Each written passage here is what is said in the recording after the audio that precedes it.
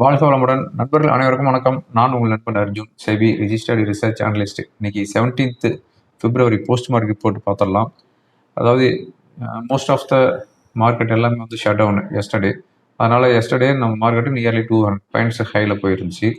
இன்னைக்கு பார்த்தோம் அப்படின்னா ஓப்பன் ஆன இடத்துலேருந்து ஆல்மோஸ்ட் 130 பாயிண்ட்ஸ் டவுன் ஆச்சு நம்ம நிஃப்டி ஒரு கட்டத்தில். பட் அங்கேருந்து ஆல்மோஸ்ட் 200 பாயிண்ட்ஸ் ரெக்கவரி வந்துச்சு. ஃபைனலாக வந்து 40 பாயிண்ட்ஸ் ஹையில் வந்து க்ளோஸ் ஆயிருது.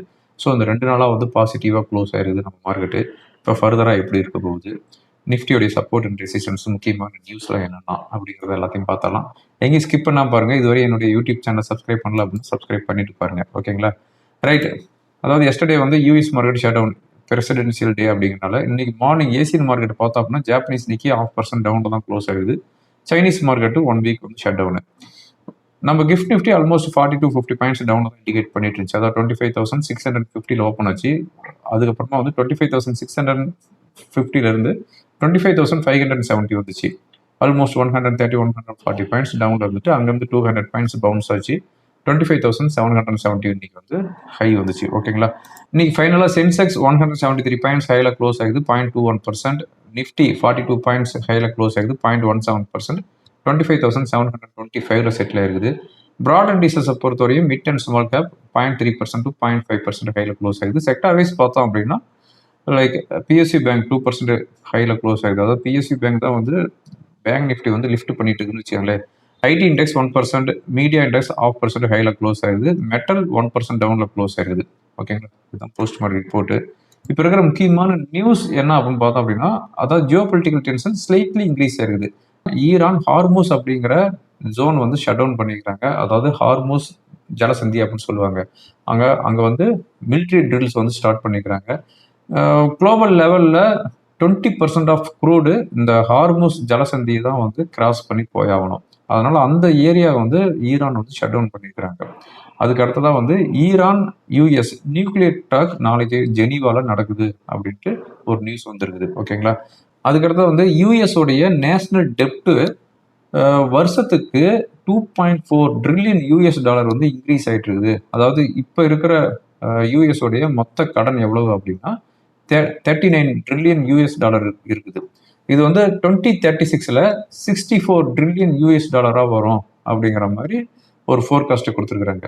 அதாவது ஆனானப்பட்ட அமெரிக்காவே வந்து 39 ட்ரில்லியன் யூஎஸ் டாலர் கடன் இருக்குதுங்கிறது ஒரு பெரிய விஷயம் இல்லை.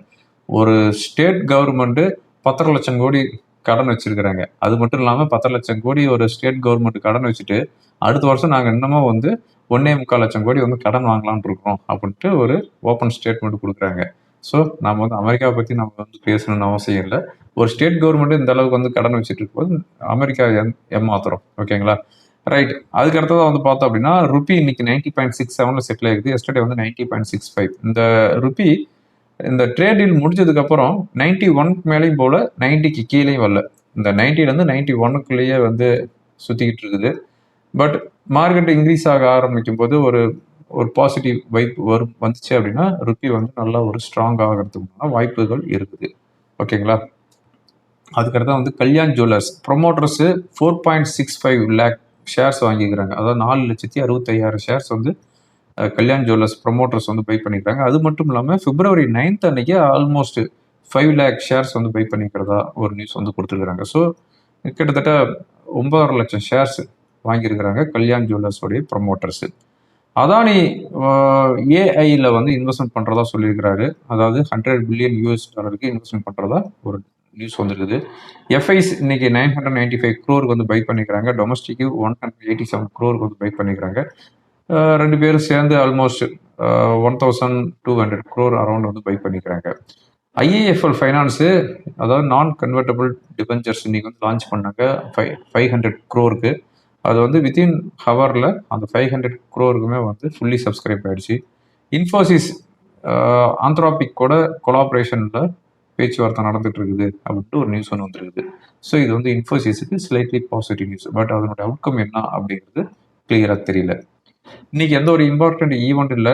வெனஸ்டே பொறுத்தவரையும் யூஎஸோடைய எஃப்ஓஎம்சி மீட்ஸ் இருக்குது.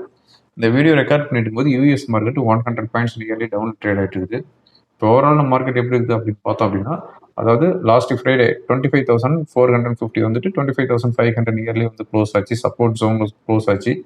இப்போ 25,800ங்கிறது இப்போ இருக்கிற ரெசிஸ்டன்ஸ். ஸோ 25,800க்கு மேலே சஸ்டெயின் ஆகிட்டு அதுக்கு மேலே ஸ்டேபிளாக இருந்துச்சு அப்படின்னா தென் வில் மூவ் டு 26,000. இது வந்து லாஸ்ட்டு வெனஸ்டே வந்த ஹை. அந்த 26,000லேருந்து தான் 25,450 வந்துச்சு. இப்போ அங்கேருந்து மறுபடியும் 25,720 வந்துருக்குது. ஸோ இந்த 25,800க்கு மேலே போச்சுன்னா 26,000. ஸோ ஒரு பெரிய ரேலி வருமா அப்படின்னு பார்த்தோம் அப்படின்னா இங்கே இதெல்லாம் வந்து ஒரு ரெசிஸ்டன்ஸ் ஜோனாக இருக்குது. 25,800 அண்ட் 26,000. 26,000 மேலே போச்சு அப்படின்னா அதுக்கப்புறம் நம்ம வந்து எக்ஸ்பெக்ட் பண்ணுவோம். அதே மாதிரி 25,500 கீழேயும் மறுபடியும் வந்து வரக்கூடாது. ஓகேங்களா? ஆனால் அந்த லெவலில் பார்த்து பண்ணிக்கலாம். என்னோடய ஃப்ரீ டெலிகிராம் சேனலை வந்து ஃபாலோ பண்ணிக்கோங்க. அதில் வந்து support and resistance most of the time 100% நான் சொல்ல மாட்டேன், 80% வந்து 90% அந்த லெவல்ஸ் வந்து சப்போர்ட் அண்ட் ரெசிஸ்டன்ஸ் வந்து ஒர்க் அவுட் ஆகுது. செகண்ட் சப்போர்ட் வந்துச்சு அப்படின்னா அந்த இடத்துல லாங் எடுக்கலாம் வித் அந்த ஒரு 10 பாயிண்ட் ப்ளஸ் ஆர் மைனஸ் அது ஸ்டாப்பாக வச்சுக்கிட்டு, ஒருவேளை அது பிரேக் ஆகுது அப்படின்னா தேர்ட் சப்போர்ட் வந்து டச் பண்ணுறதுக்கு வாய்ப்பு இருக்குது. அதே மாதிரி ரெசிஸ்டன்ஸ் 2க்கு போகும்போது அங்கே வந்து ஷார்ட் போகலாம். அந்த லெவலுக்கு போகும்போது 10 பாயிண்ட் இல்லை 15 பாயிண்ட் ப்ளஸ் ஆர் மைனஸ் வச்சுக்கிட்டீங்க அப்படின்னா அதுக்கு மேலே போகிறதுக்குண்டான வாய்ப்பு மோஸ்ட் ஆஃப் த டைம் குறைவாக தான் இருக்கும். ஒருவேளை அதுக்கு மேலே போச்சு அப்படின்னா தேர்ட் லெவலுக்கும் போகிறதுக்குண்டான வாய்ப்புகள் இருக்குது. இது வந்து சப்போர்ட் அண்ட் ரெசிஸ்டன்ஸு. ஸோ அந்த சப்போர்ட் அண்ட் ரெசிஸ்டன்ஸ் டெய்லி என்னுடைய ஃப்ரீ டெலிகிராம் சேனலில் என்னுடைய வாட்ஸ்அப் சேனலில் நான் வந்து போட்டுட்ருக்கிறேன். வாட்ஸ்அப் சேனலோட லிங்க்லாம் டிஸ்கிரிப்ஷனில் கொடுத்துருக்கேன். ஓகேங்களா? அது மட்டும் இல்லாமல் ட்விட்டர் லிங்க் போட்டுட்ருக்கிறேன். ஸோ என்னுடைய சோசியல் மீடியாவில் வந்து ஃபாலோ பண்ணிக்கோங்க. அதனுடைய அப்டேட் உங்களுக்கு வந்து கிடைக்கும். ஓகேங்களா? ரைட்.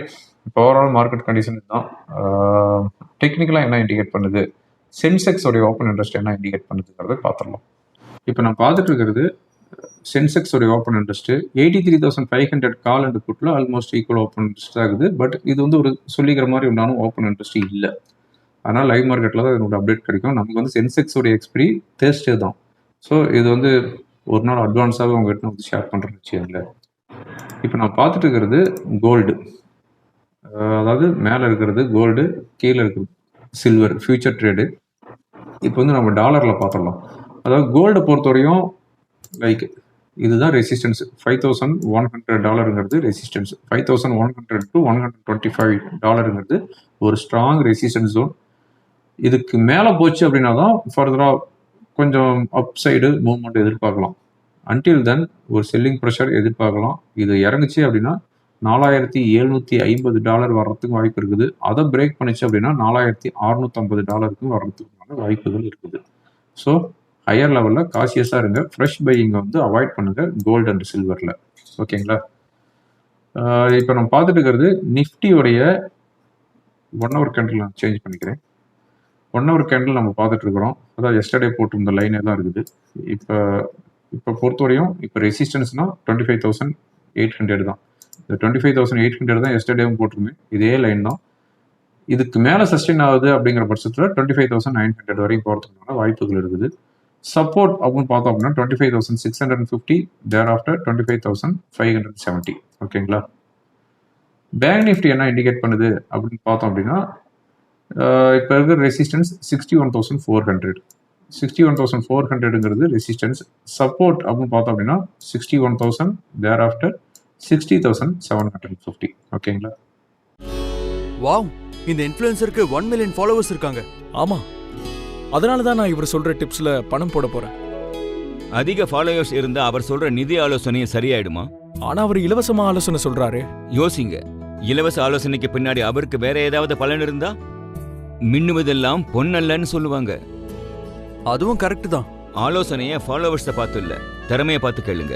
அதோட செபி ரெஜிஸ்டர்ட் இன்வெஸ்ட்மெண்ட் அட்வைசர் கிட்ட மட்டும் கேளுங்க.